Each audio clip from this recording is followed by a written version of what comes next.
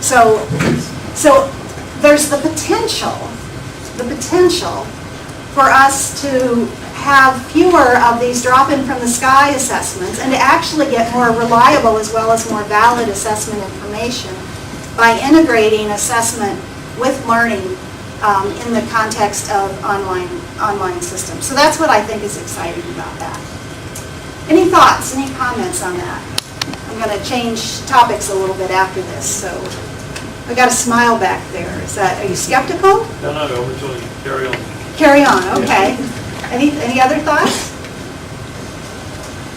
You? Actually, in Hong Kong, for the lower primary school, the junior secondaries, Hong Kong government actually implements some basic competence assessments for students. Those assessments are online. At the very beginning, I think the government's initiative is very good because they can use those tests for their formative assessment and diagnose students' weaknesses. But however, when it go down to school, it became a very high-risk assessment, and teachers began doing some drill and practice on those. Right. So I don't know, I try to repeat what Yung said. She was talking about in Hong Kong, the basic competency assessments in primary schools. The original idea was that we give teachers something they could use for formative assessment, that they could use the information to improve their instruction for the students. They would know how to teach and what to teach for each student. But what's happened is it started to create some pressure for teachers who are worried because they don't want the school to look bad, or they don't want to be judged on the basis of low scores on the competency, I guess. And so now they are practicing for what was supposed to be a formative test. They're practicing for it. So they, again, you see, remember, formative is how you're using it, not in the test itself. So the government had hoped it would be used in a formative way, and now it's being used in a summative way. And so you really have to look at how it's used and think about, could we change the context, whether it's by making this information more private, doing it more in a way that's integrated with instruction that would avoid turning this test into something that is high stakes and high pressure, and something that we're treating as an end in itself rather than a means to better learning. Yeah. Just one simple question. How is this different from doing homework? How is it different from doing homework?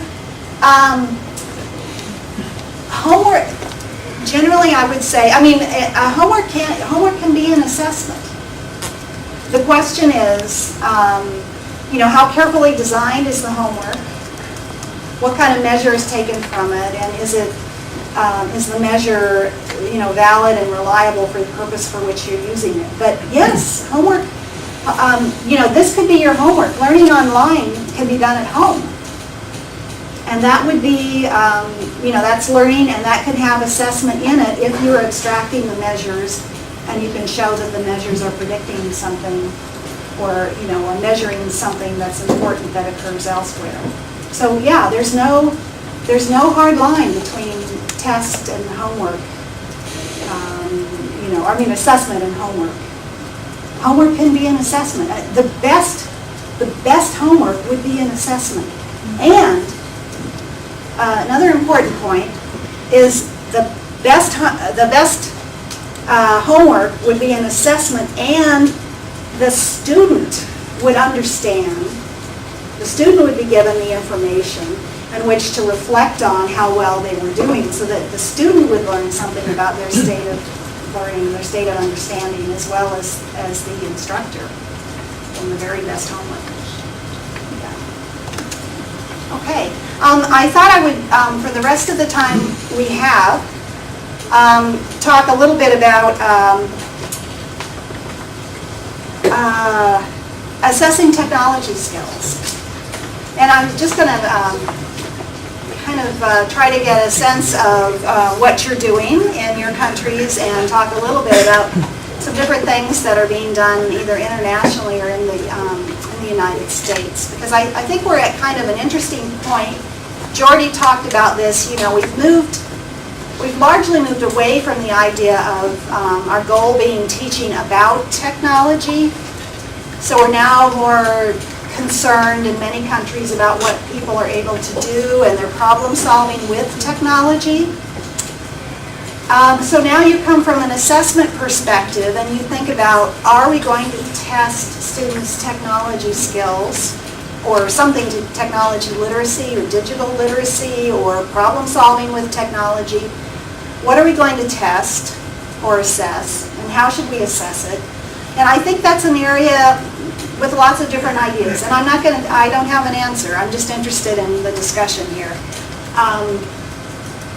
So there are some alternative perspectives. If you think about, I tried to think about how the ideas are different.